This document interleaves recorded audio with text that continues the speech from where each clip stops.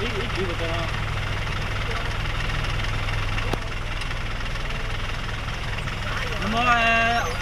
Nằm cái gì muốn nghe kia ra, phải cho con ôn nụ, phải ôn nụ cái không phải luôn.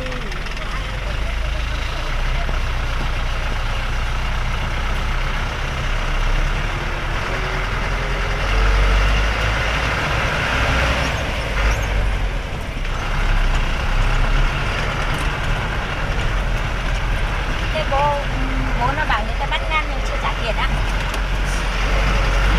Mấy cân đấy? 3 cân 2 á? 3 cân 8 thì 380 à? 380. Bố nó bảo anh về lấy á. Thế một tí em ra đòi.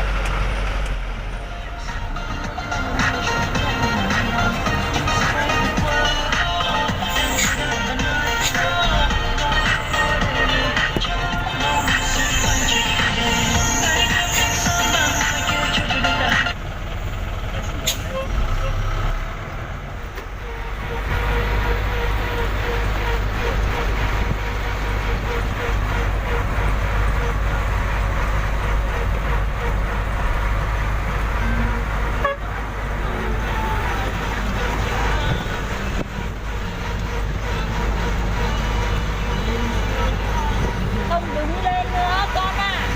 Ngã bây giờ.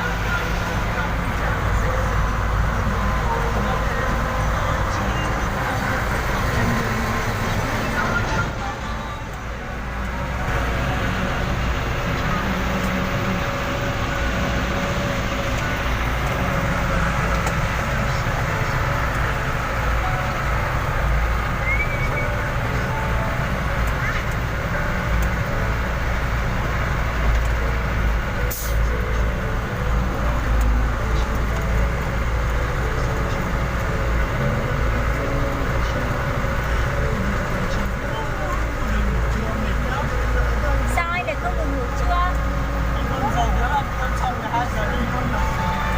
Thế sao vừa rồi khi em gọi điện cho anh bảo là ở trên này thương mại đường có đi được đâu, anh có nói thế cơ mà.